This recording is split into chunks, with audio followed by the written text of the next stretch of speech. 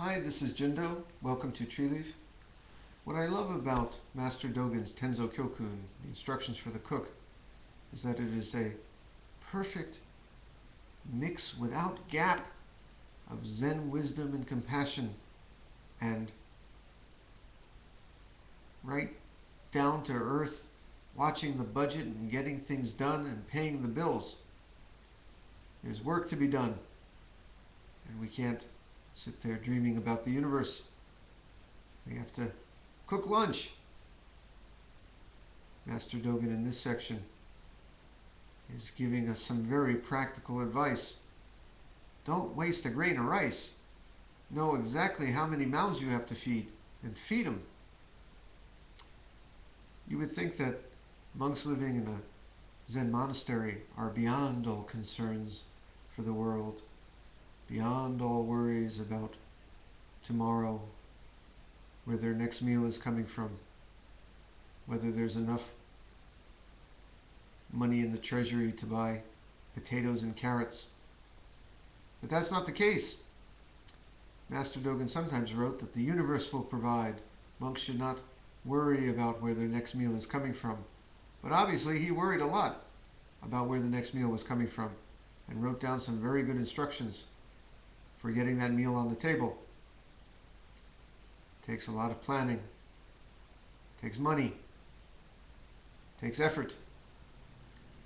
Running a Zen monastery, I have to tell you, is like running anything, any office, any family. You need a budget. You need a schedule. You need people to carry out the work.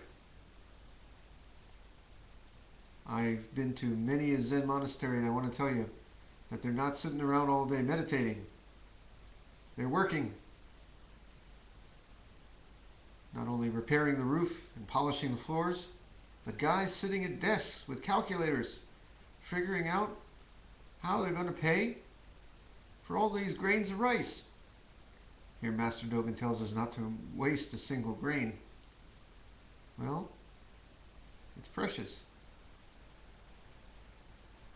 I think in those days there were times when they were short of rice, when they didn't know when the next penny was coming from, when they perhaps didn't know how to keep the roof repaired, and it was cold out there in the snowy mountains of Echizen Prefecture in the wintertime.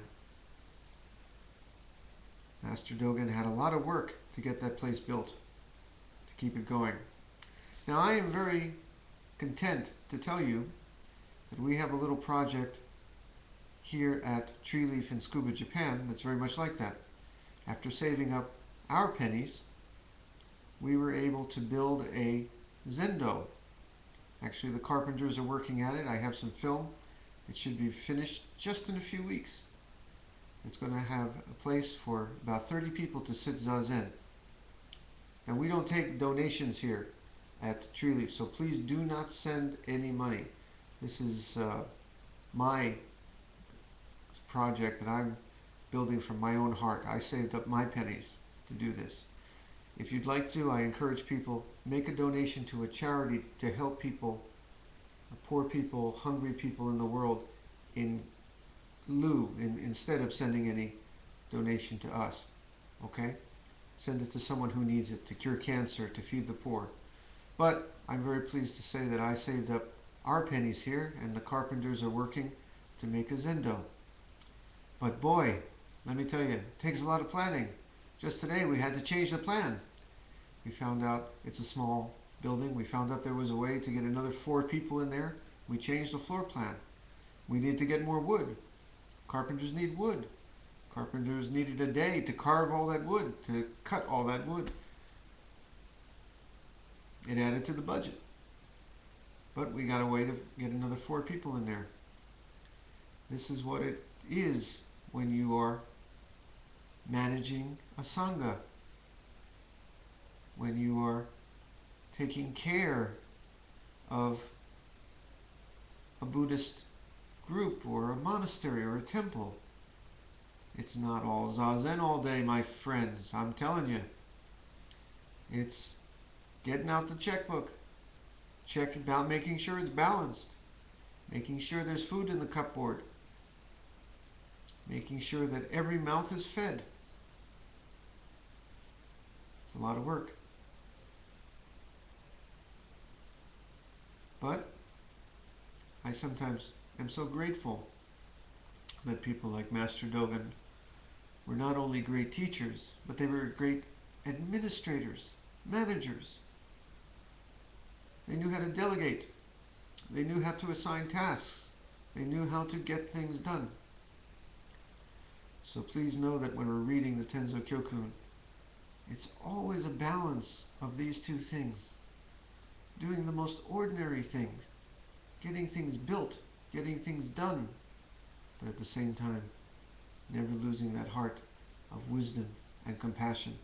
They are not two. Well, I hope when you come to Japan sometime, you do get to sit in our new Zendo. Okay? We won't be sitting here all the time anymore. This is kind of our temporary place. When that place gets done, we'll sit out there. Okay.